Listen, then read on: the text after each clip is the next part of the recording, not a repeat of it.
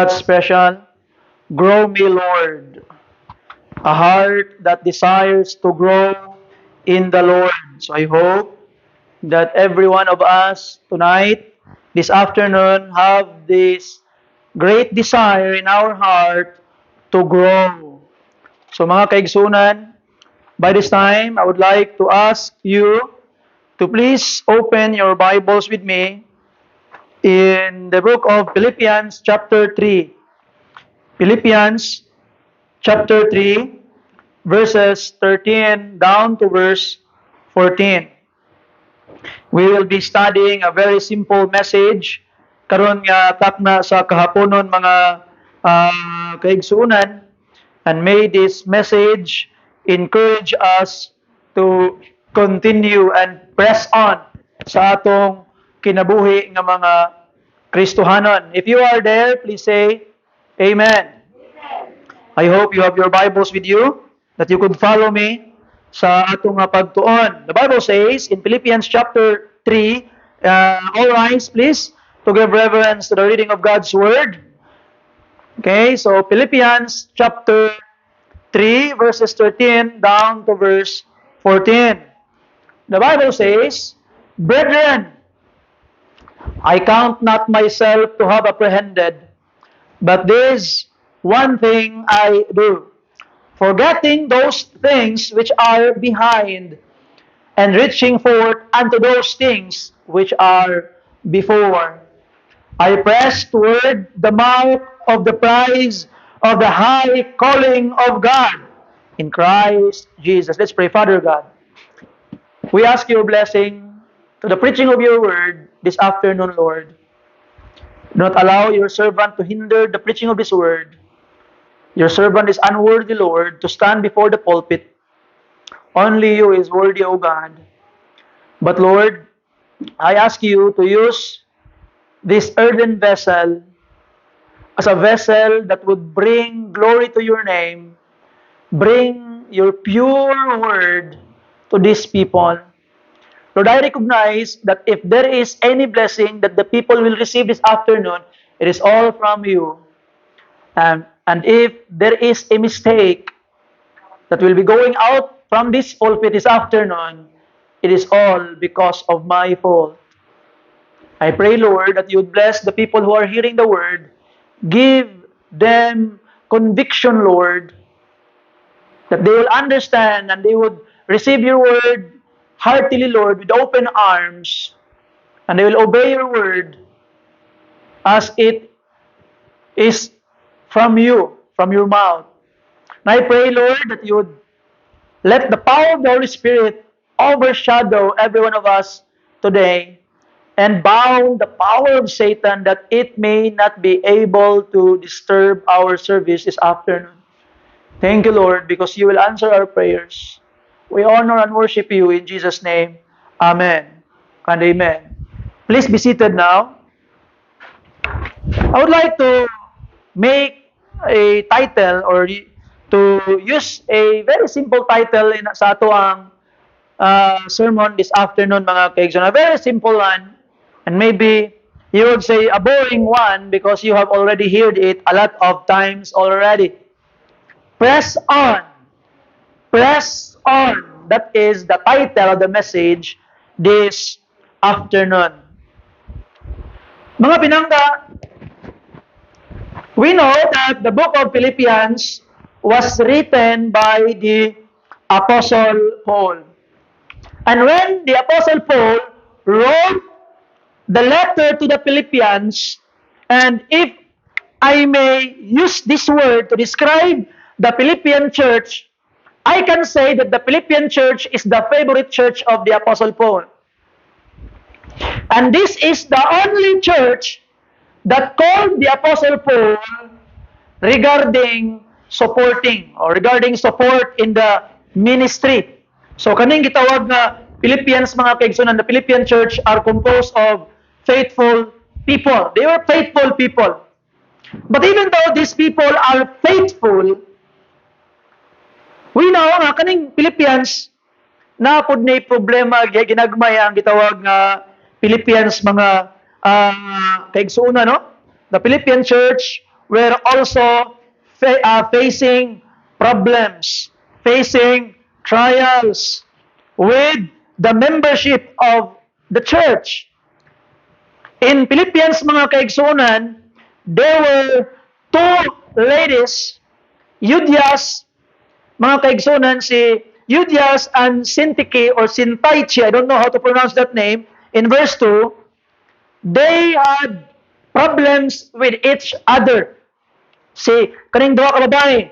And these women were laborers, magbubuhat. And if you would allow me to read to you, verse 2, chapter 4, I beseech Euodias and beseech Syntyche that they be of the same mind in the Lord. There was a crack in the fellowship. And the Apostle Paul is asking them that be united. Pag-uli na mo, be of the same mind. You see? Why? Because they were problem. They were facing problem, mga kaigsunan. Na ito makita mga pinangga that even though this church is a faithful church, they were facing problems. So problems is real because church is a family. And when you are in a family, there will be problems within the family. Ato makita mga pinangga ng mga kaigsuonan that problems within the family is not a reason for us to be discouraged. It's not a reason for us to leave the family. When you have problem with the family, it is the more reason for you to strengthen the bond within the family in order that the family will be united. And when you have problems within the family, it is the more reason for you to press on. And ito nakita mga kaigsoon in our text, the Apostle Paul, when he wrote this Philippian epistle, he was already over 20 years. Some people say it's 20 years serving the Lord. 20 years na ang iyang pagpangalagad sa Ginoo, mga kaigsuonan.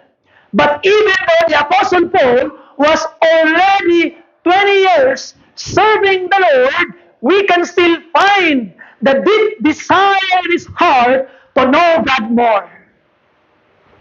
And I hope mga pinangga ng mga kaigsuonan, I will not hear from any member of this church na muingon ka nga, ako, dugay na kong nangalagad sa Ginoo. No.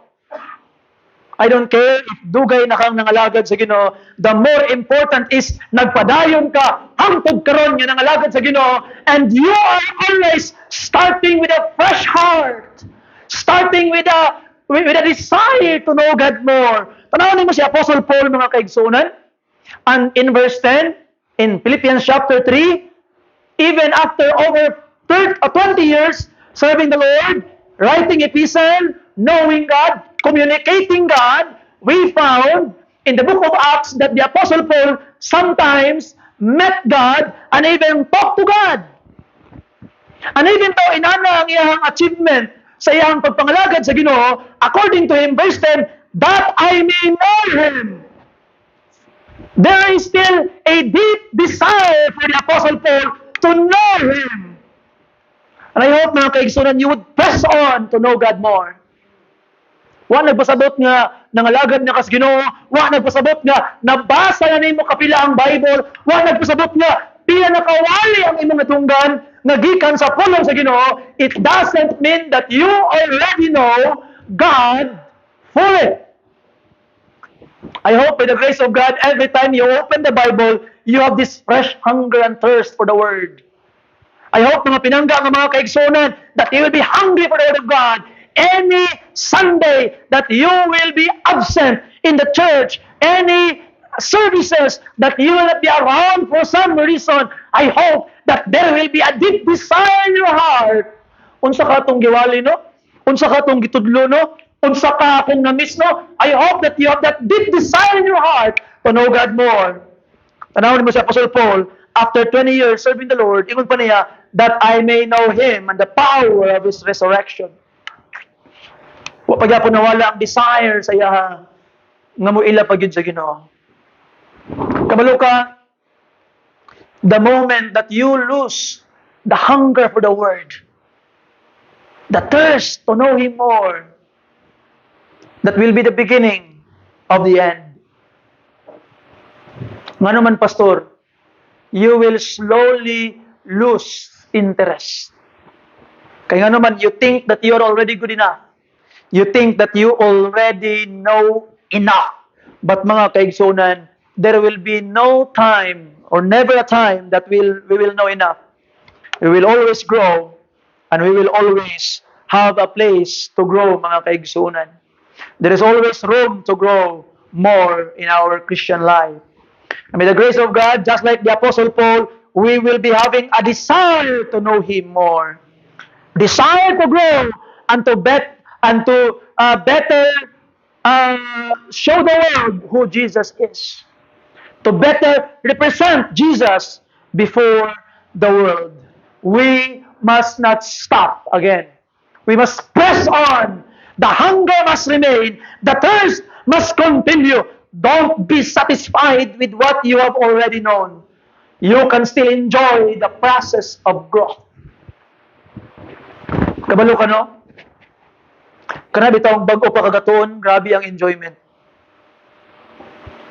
And I can still remember kaniadto mga kaigsunan, if you would ask my wife, I have sleepless night when I was first become a part of the Bible Baptist Church.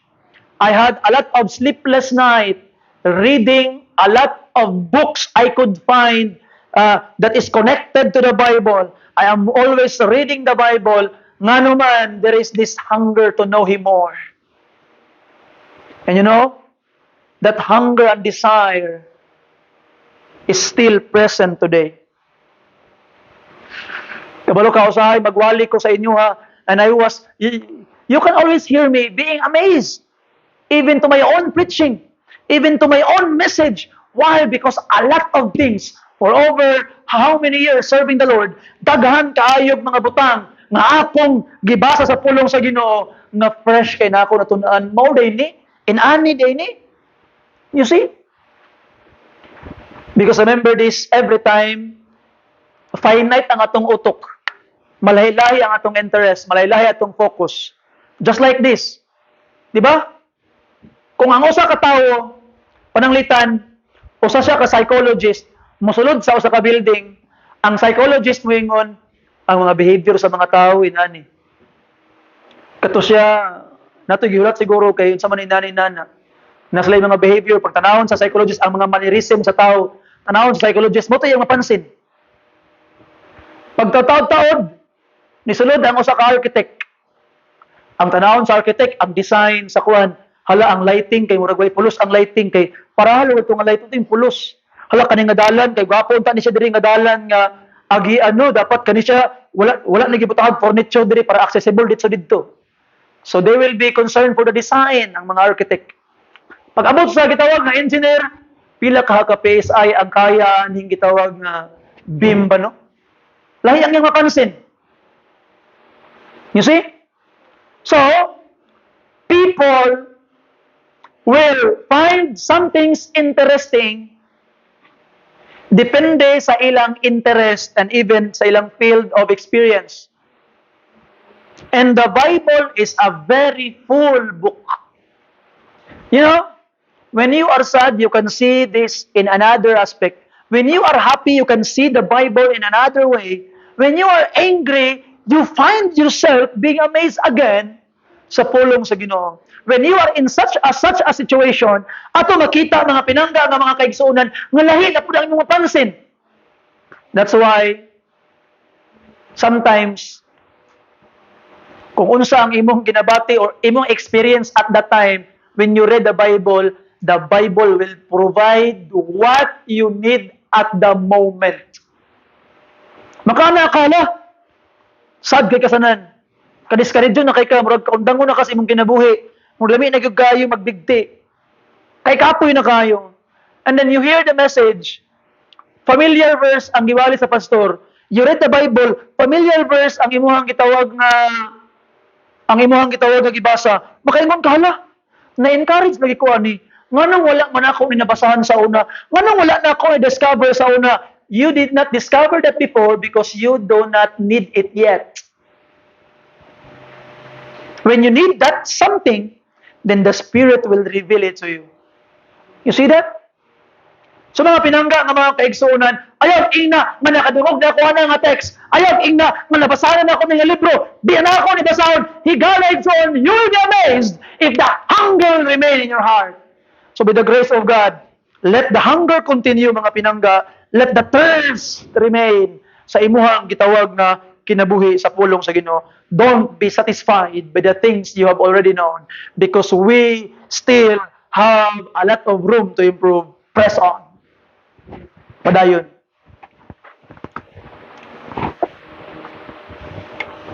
And I know, sa imuhang kinabuhing Kristohanon sa 2026, along the way, there will be obstacle.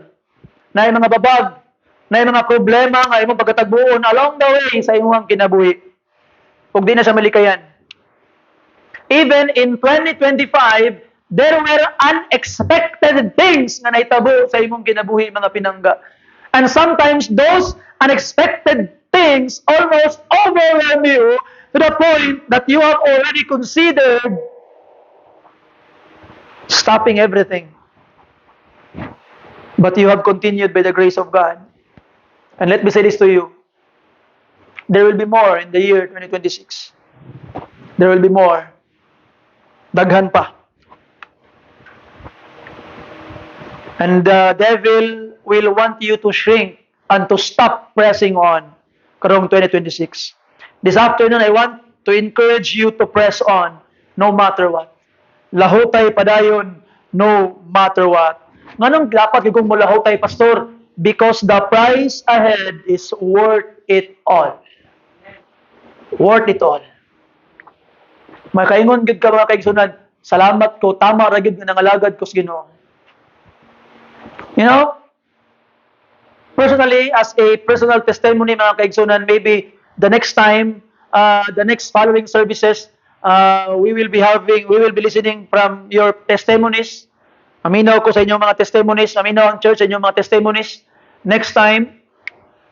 But listen carefully, mga kaigsunan. No? There will be times na makaingon ka nga, lain naman. Unsa naman eh. Pero, worth it all tanan. Worth it all tanan. And you will have a good testimony sa imuhang kinabuhi nga Kristo hanon. Okay? So, di na ako maglangan pa. Murag kalunon sa gawas, no? Di na ako maglangan pa. 3 things this afternoon, mga kaigsunan, tulo ka butang. I would like to encourage you to press on no matter what. Lahutay gyud no matter what. Number 1, mga kaigsunan, in order for you to press on, you must to forget some things. You must forget some things. Kung saan man i-forget, pastor? Ang gayon sa Bible, mga kaigsunan, brethren, verse 13, I count not myself to have apprehended. So the Apostle Paul did not think that he is already there, he is already perfect. He needs growth. He did not count himself to have been apprehended, to have apprehended, to have attained perfection. Wala pa na niya giisip. But this one thing I do. So yung first thing nga ibuhat, in order for to press on, forgetting those things which are what? Behind. Forgetting those things which are behind. What are those things you need to forget? In the case of the Apostle Paul, kawalo kaon sayang dapat i-forget. Gingon lang gyapon niya. Atong ibasahon, mga kaigsunan, verse 4. Mao ni ang mga butanga iyang gusto limtan in order to attain and to reach his goal siyang kinabuhi. Verse 4, though I might also have confidence in the flesh, if any other man thinketh that he hath whereof he might trust in the flesh, I more. Mas kuyaw ko. Kung hinambukay na istoryahan, sa ako ang pagkatao, makaingon ko nga mas kuyaw ko. Yan na sa Apostle Paul. In his past, circumcised the 8th day. So 8 days old, gituli na si Apostle Paul. Ang atong mga bata noon diri gipang tuli, 8 years old, 9 years old, 11 years old, 10 years old. Gipang tuli. Pero si Apostle Paul gituli 8 days old. 8 days old. That is the custom of the Jews. 8 ka adlaw gikan sa pag-anak tulion na ang ilang mga lalaki. Mao na ang hitabo, circumcised the 8th day of the stock of Israel of the tribe of Benjamin and Hebrew of Hebrews, and touching the law, a Pharisee. Pharisee is considered a lawyer. Pharisee, mga kaigsunan, is the highest achievement of the Jewish religion in the time of the Lord Jesus Christ. Concerning zeal, persecuting the church. Touching the righteousness which is of the law, blameless. Kuya awa, oy. The righteousness concerning the law, blameless. Wa ko'y siplat. Every Sabbath, kapaulay ko, dietary law, wa gikaon ni Apostle Paul. Every offering, nihalad si Apostle Paul. Every feast, present ni Apostle Paul. Tanan nga mga scruples sa Hudiyo, na gibuhat ni Apostle Paul. Blameless, sumala pa niya. Kuyaw siya. Sa pagbiyang kaingon. Pero katong tanan nga mga kaagi niya, katunan nga mga nabuhat niya, achievement niya. But that things, verse 7, were gained to me. Those I counted what? Lost for Christ. Yea, doubtless, and I count all things but lost for the excellency of the knowledge of Christ Jesus my Lord, for whom I have suffered the loss of all things, and do count them but dung, that I may win Christ, and be found in him, not having mine own righteousness, which is of the law, but that which is through the faith of Christ, the righteousness which is of God by faith. You see? So ato makita ang mga pinangga nga mga kaigsunan gikalimtan ni Apostle Paul. Kato nga mamutang. Now going back sa akong giingon sa inyo ganina, that I will share to you a little testimony from me.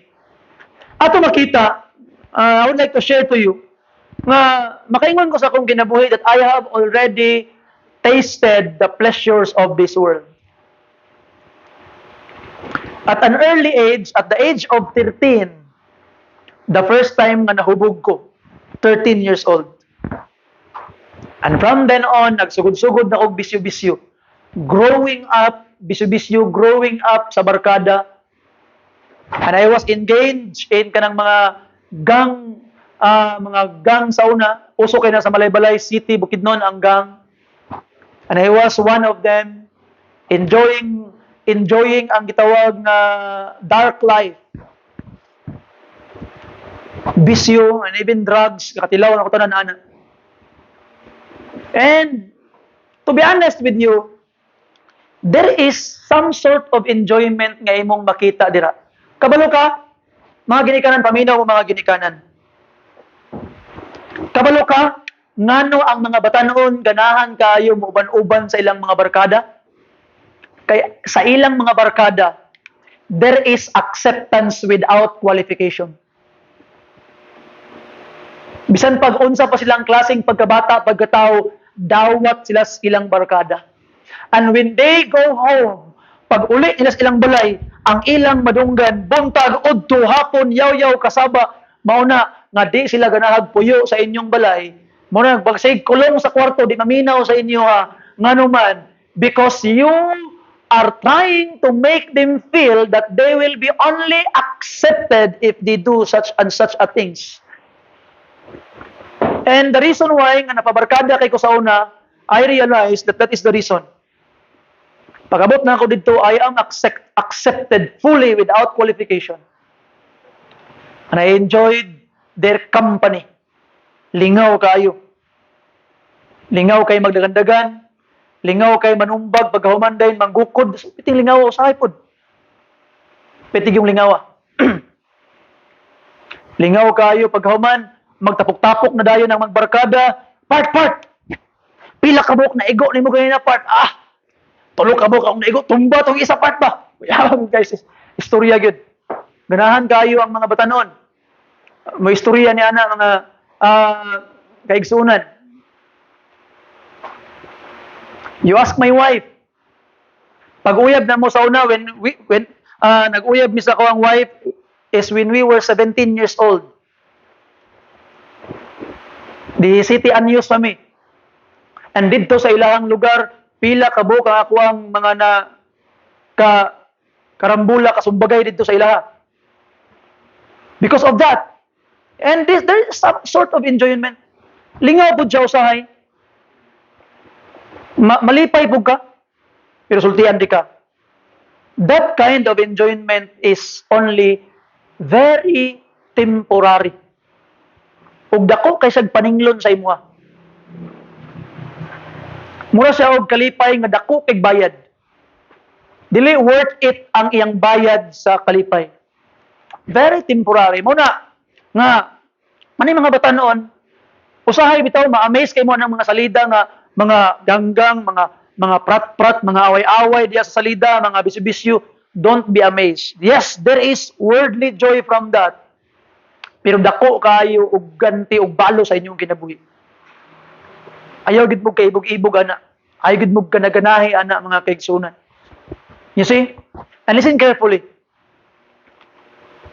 When I experience the joy of serving the Lord, when I say the joy of serving the Lord, the joy when you are truly sold out serving the Lord. Wala tong, dito mautong, dagit-dagit lang og nay panahon mo alagad, no?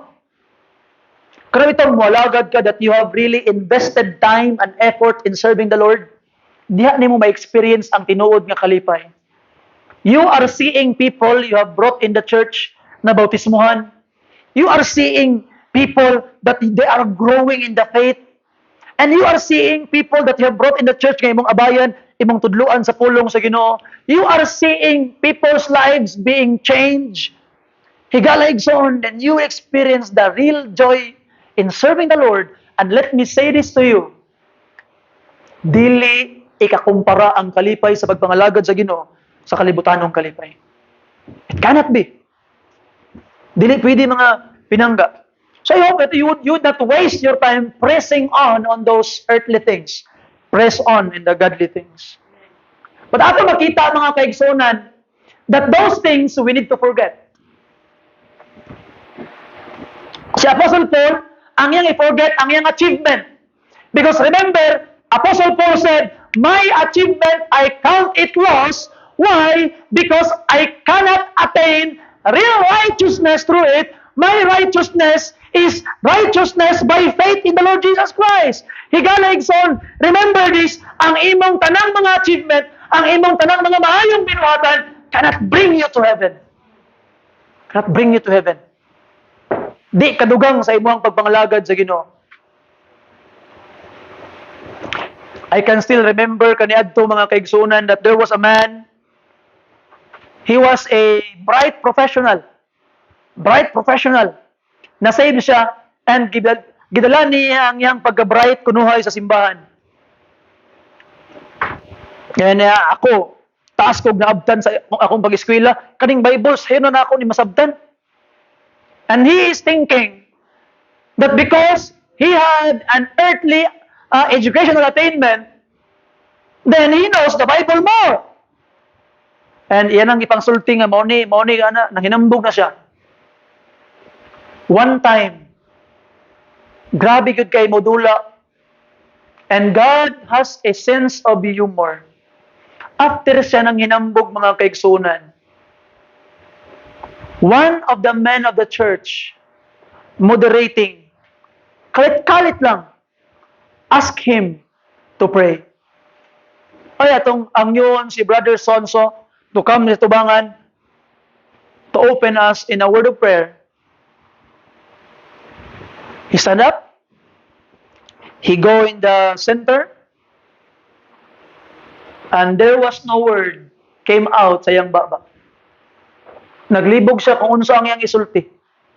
Di na siya kabalo to the point nga nibalik siya nilingkod, lahi na lang ang magampo.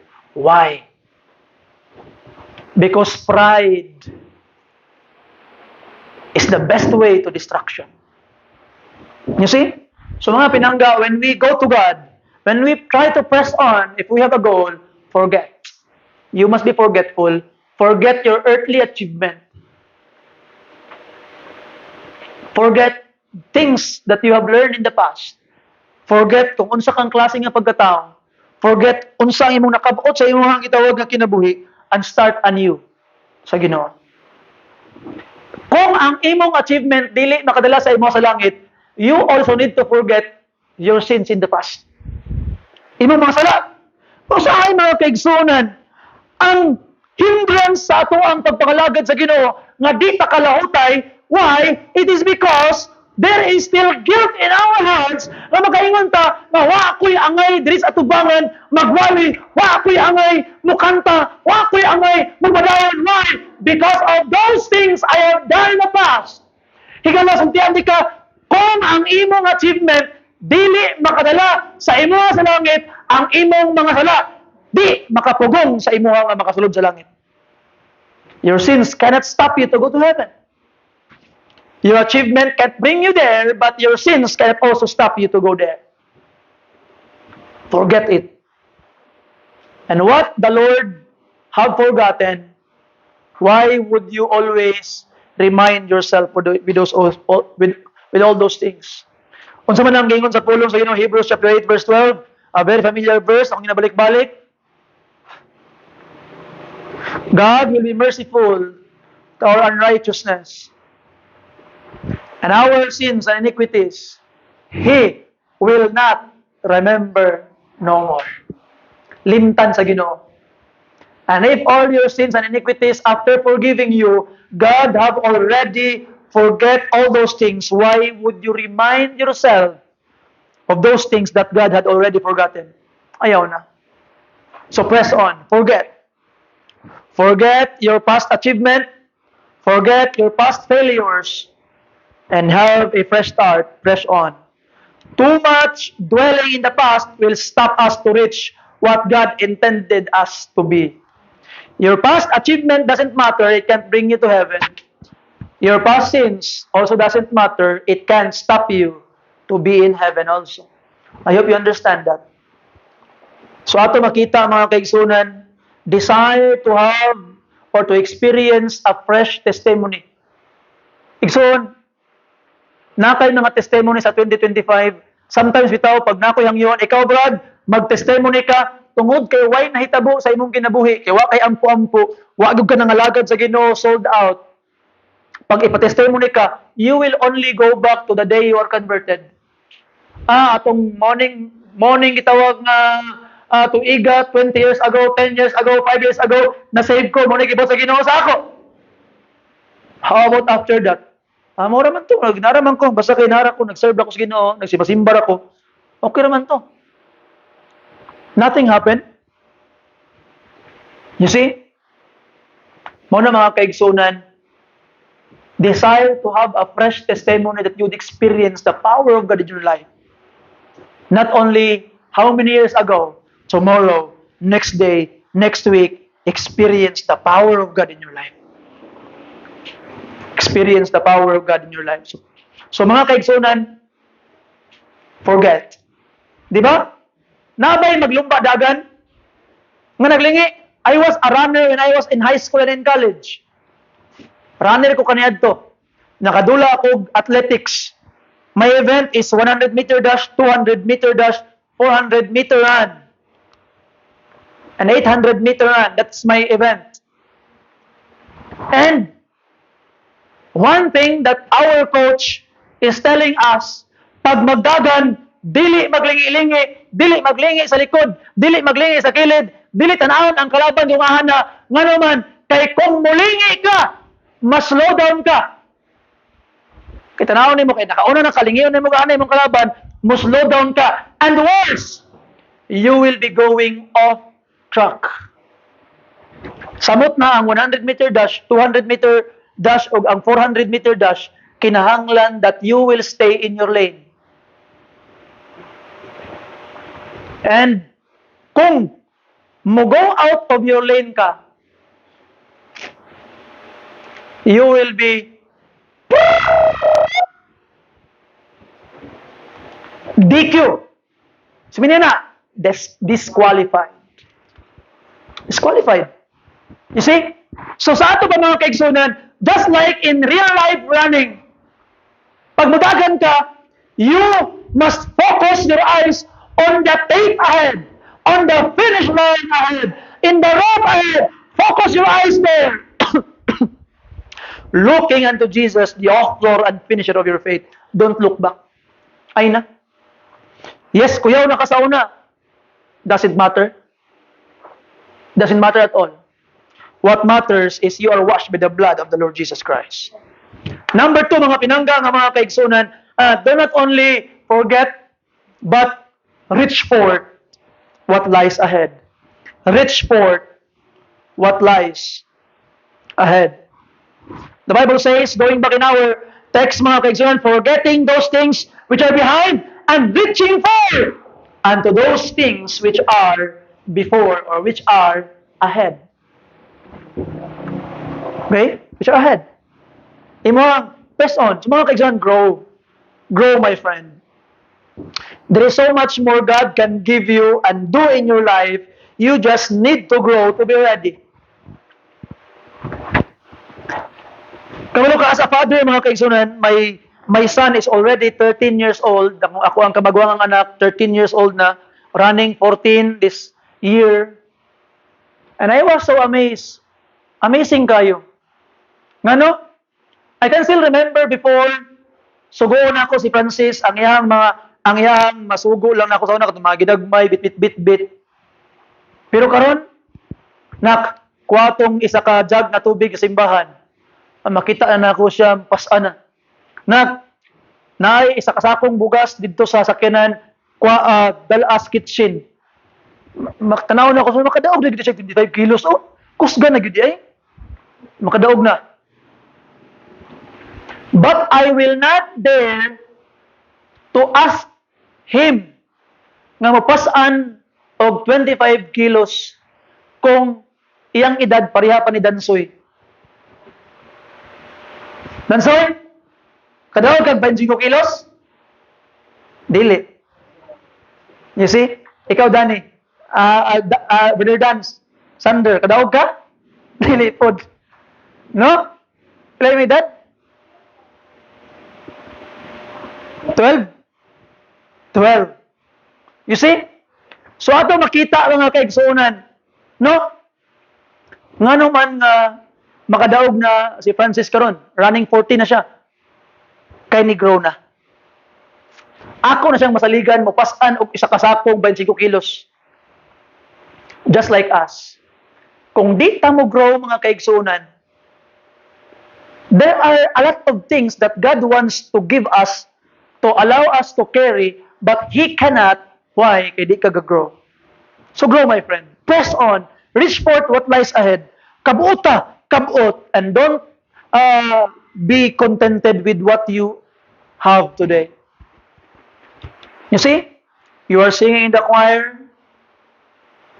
Desire to sing the special. You are going soul winning. Desire to be a Sunday school teacher. Kamalo ka?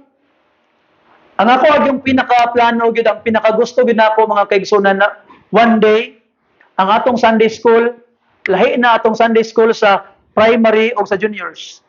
Matunga na ang children's department, nanay primary, nanay juniors. We will be needing more Sunday school teachers. Mabuhat na nato kung daghan nato mga estudyante. Madungan na nato mga estudyante. So bring more children. Malahi ang ato ang gitawag nga young people girls, young people boys, nalahi naman. Malahi ang atong adults women o adults men. So we will be needing more Sunday school teacher. Desire to be a teacher. Desire to be assistant teacher. So karon January mga kay sa tuang gitawag na sa atong gitawag na renewal, workers renewal, nanatay mga assistant Sunday school teacher. Okay? Dito ka Sister Biong, nana siya mahimong assistant Sunday school teacher. Duha na sila dito. Gamay man ang bata o daghan, duha na sila. Sa children's church, nanay assistant teacher. Sa children's church. Gamay o daghan mga bata, duha na sila dito. Sa ato ang gitawag na young people, sa ato diri, duha na kabuok ang gitawag na teacher. Assistant ang isa. The one that is being trained, discipled to be a teacher. You see? So ato makita mga pinangga nga mga kaigsunan. Muna itong gitawag na buhaton. There will be discipleship. Si Sister Jet, akong hangyoon siya nga she will have a assistant pianist nga iyang tudluan. From time to time, mo iyang papianuhon. Kung dili, dito speakers ang isa. Why? We will be needing more. And desire to have more for God. Desire to serve God more, mga pinangga nga mga kaigsunan. Things will try to stop you this year. Stop you to go to church. Daghang mga butang nga punggan ka madusimbahan but press on. Padayon. There will be a lot of things that will stop you to go to the services but press on. Padayon. Reach forth what lies ahead. There will be challenges in your life. Na murag, gusto na kang onda. Press on! Continue mga kaigsunan. Just seek Him first in everything. Sa imo ang gitawag nga kinabuhi. Philippians chapter 4 verse 13. Let us hold on to this verse. I can do all things through Christ which strengtheneth me. You can do all things. You can be hungry. You can do hunger. You can do rich. You can do powerlessness. You can do sadness. You can do everything for Christ. Mga pinangga nga mga kaigsunan. He will provide the strength. He will provide you the power in order for you to continue. Press on. Padayon. Lahutay. And number 3 and number last. This will be the last point. Finish your race. Forget. Don't look behind. Focus. Looking into Jesus. Reach forth with what lies ahead. And when you are already there, finish your race. Hebrews chapter 12. Atong magbasahon mga pinangga. Familiar verse again, but I would like to read it before us. Verse 1 and verse 2. Wherefore, seeing we also are compassed about with so great a cloud of witnesses, let us lay aside every weight and the sin which so easily beset us, and let us run with patience the race that is set before us, looking unto Jesus, the author and finisher of our faith. Looking unto Jesus. Only those who finish the race can receive the prize. Kung imong i-forfeit ang race, you will not finish. You will not receive the prize. I can still remember sa una mga kaigsuuna, no?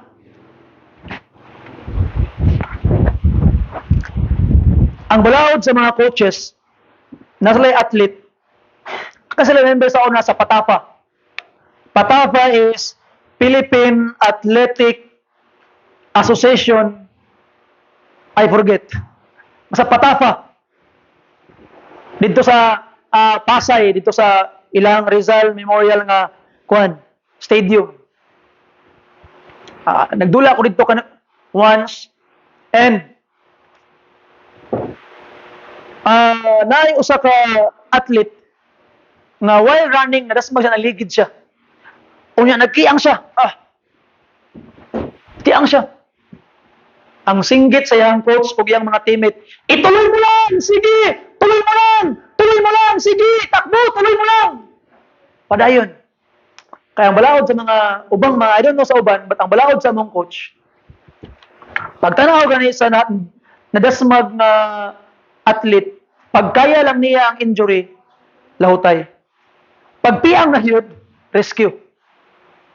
Pero, kung kaya pa, it must be disciplined. At least must be disciplined to continue the race. No matter what. Muna, gakiang na. Lahutay. Padayon. Nga naman, there is pride in finishing your race. And every one of us, natay mga race atong mga kinabuhi. Nindot lang ni atong race kay di paunhanay. Ang atong race, mga kaigsunan, is palahutayay. Nga makahuman ka o makalahutay ka. So by the grace of God, in the year 2026, nakalahutay ka sa 2025, by the grace of God, karong 2026, lahutay. Continue. Because the prize is worth the effort. If you stop, all the pain will be in vain. Tanang mga pag-antos ang mga kasakit ng nagian, mahimong way pulos tanan. If you stop. So padayon igsoon, finish your race. And I hope we can say amen to that. Sigson, as I close the message this afternoon, I would like to again encourage you sa 2026 padayon sa pagpangalagad sa Ginoo. Start. O pakakasugod, start nag-serve. Be sold out sa imong pagpangalagad sa Ginoo. If you fail, don't wait for the next year to change. You can start now. Make today your first day of change. New beginning, new life. Ako nang kaingon ngayon ng buntag, ay naghulat sa January 1 sa gabi, ay ha nimo baguhon imong kinabuhi. Now in the altar, you can change your life. By the help of the Lord Jesus Christ, you can now change. So press on. There are thousands reasons for you to stop. There are thousands of reasons for you to stop. But listen carefully. There are millions and even billions of reasons for you to continue. I may be exaggerating, but I would like to make that point that our reason to stop will be outweighed by our reason to continue. Lahutay tayo igsoon. Padayon. Amen? Palihog, manindog ng tanan. Let us pray. Father God, thank you, Lord, sa imong kayo. Thank you, Lord, for the message of your word that you have given us this afternoon. Thank you, Lord, for these people. Thank you, Lord, for our visitor. Thank you, Lord, for the people who came back this afternoon, Ginong Dios. Thank you, Lord, for their faith that they have really finished the year with a high note, worshiping you. And I pray, Lord, that you'd bless and empower these people who are here today. And I pray, Ginong Diyos, natabangan minimo, Ginoo, that all the things that we have heard and we are challenged, O Lord, amo yung panindigan, Ginoo. Salamat sa imong mensahe, sa imong gugma, and thank you, Lord, for the wisdom that you have given to your servant. Bless these people in Jesus' name. Amen. What song, Brother Francis, in our invitation?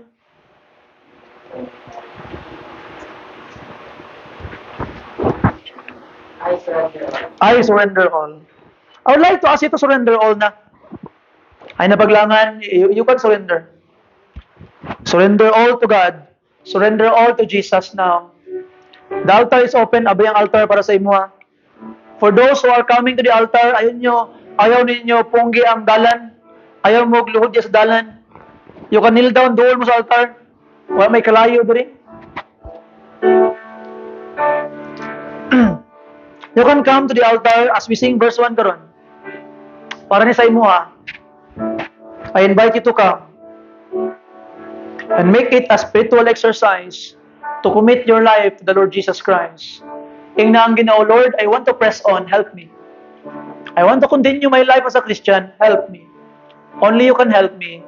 I surrender to you everything, Lord. Surrender na ko, Ginoo, ikaw na ibala na ako, Lord. Tabang Ginoong Diyos. As we sing verse 1. Brother Francis, verse 1 please.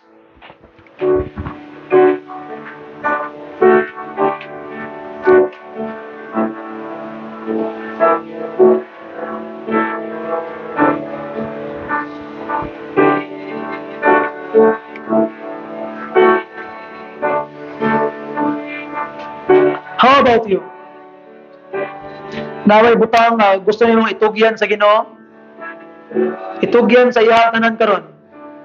The altar is open for you. You come and surrender all to the Lord Jesus Christ. Surrender all to Him. Bring your all to the altar. Bring it all now and surrender. I surrender all, Lord. I recognize nga di na ko kaya Ginoo gakura. I need you, Lord. I need my family. I need my brothers and sisters. I can't do it alone. Lord, I surrender to you. Help me. As we sing verse 2, para ni sa imo maybe there are things nga gusto ni may tugyan sa Ginoo. Ay kaikog, you come to the altar. Verse 2, please.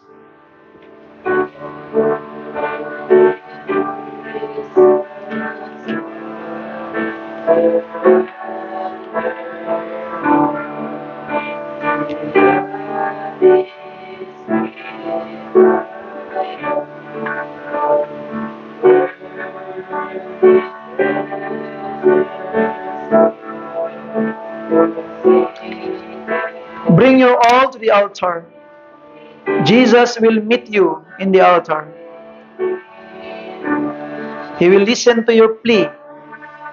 Paminaw niya ang imong mga paghilak, imong mga kasubo, imong mga kabalaka, imong mga kasakit. Paminaw niya igsoon. He will be listening.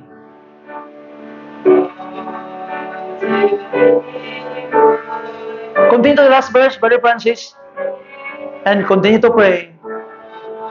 Ask the Lord for more power. Nga imong gikinahanglan for you to be enabled nga mulahutay gyud ka sa imong kinabuhing Kristohanon. I surrender all.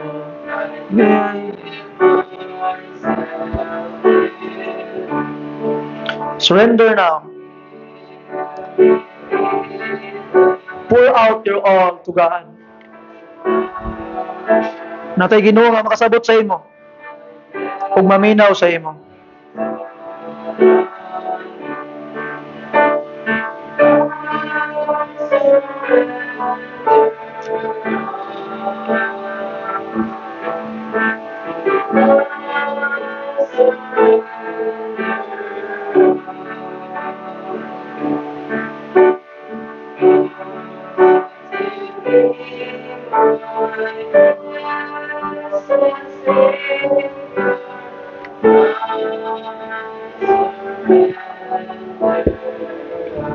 Glorious Father, we thank you, Lord, for the decisions that your people made this afternoon.